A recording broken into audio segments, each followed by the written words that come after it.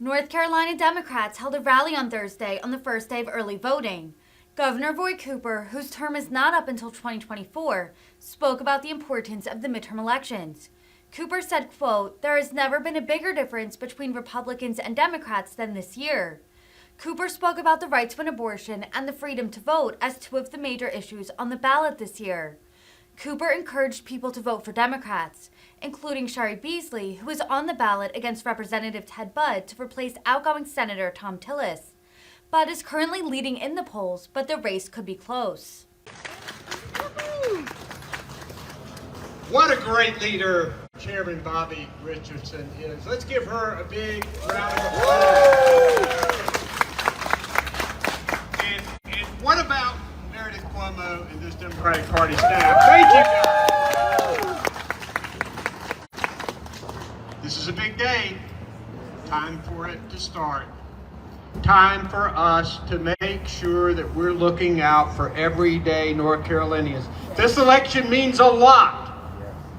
And one of the most important things we got to do is to talk with people who are struggling, talk with people who want to make sure their kids get a good education. They may have sickness in their family. They're looking after their grandparents. They're paying more at the gas pump and at the grocery store. And they may think it doesn't matter what they do. We got to tell them it does matter. Absolutely. Because there has never been a bigger difference between Republicans and Democrats than this year. Woohoo! There's a lot of things going on in this election, but let me just bring three areas to you. One, the pocketbooks of everyday families are at stake, helping them deal with higher costs.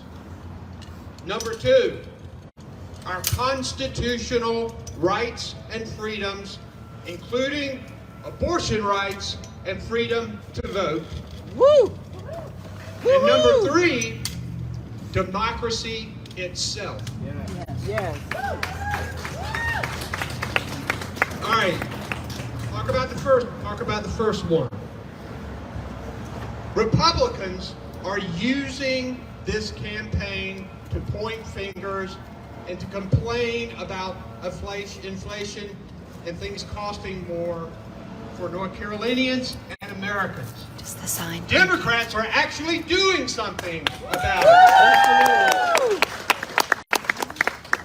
Democrats are capping drug costs for seniors. Democrats are providing support for child care so their children can get a good early childhood education and get into the workforce to help support their families. Woo-hoo! Republicans are voting against that stuff, folks. They're only complaining about it and using this issue as an electoral advantage. Let's do not let them get away with it. Secondly, we know what has happened with this Trump-influenced U.S. Supreme Court. They've ripped away 5 decades of constitutional rights that women believe they have. And now they have tossed those decisions to state capitals and to the halls of state legislatures. Your zip code should not determine your constitutional rights. But that is where we are. And what you will see from this legislature, if they get a supermajority, is an extreme abortion bill that severely restricts rights. You're also going to see an attack on voting rights like you have never seen before. We've seen this legislature and what they do when they have a supermajority. Thank goodness the federal courts were able to stop most of the carnage that they tried to inflict on the people of North Carolina. Looking at the Supreme Court now, we may not see that protection anymore. So now it's up to us. It's up to us to elect state legislators who understand the importance of protecting rights.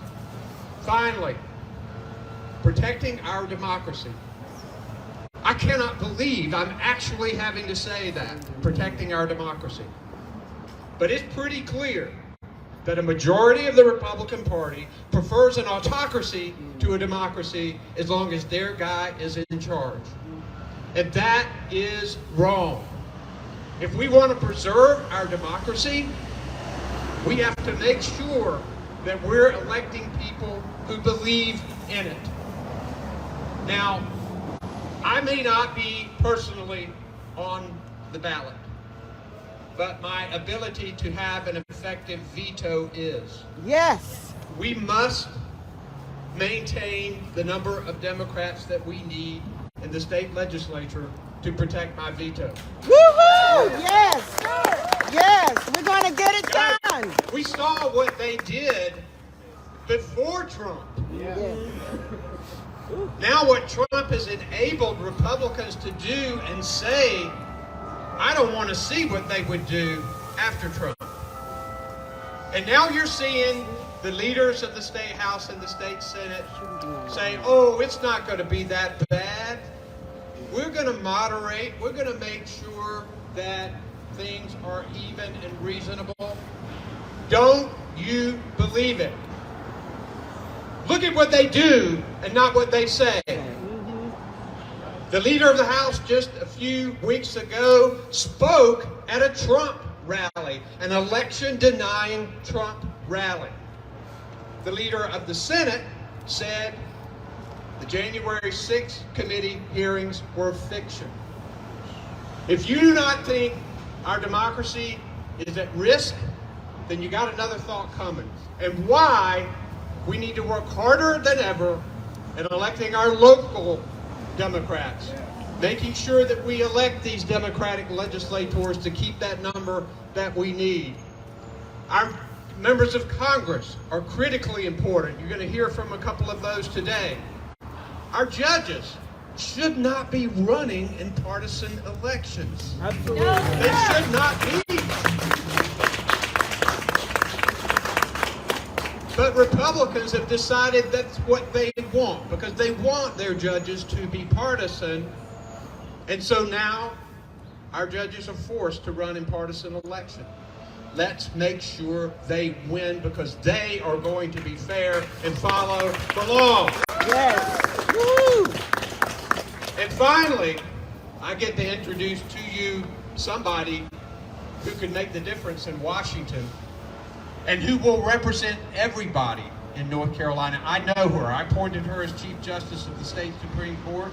I know her willingness and her desire and passion to be fair to everybody. She will represent every single person in this state, no matter what party you are. She has the integrity and the knowledge to go to Washington to shake things up a little bit and to make sure that she represents all the people of North Carolina. I'm excited to introduce to you the next United States Senator from North Carolina, Cheri Beasley. Yeah!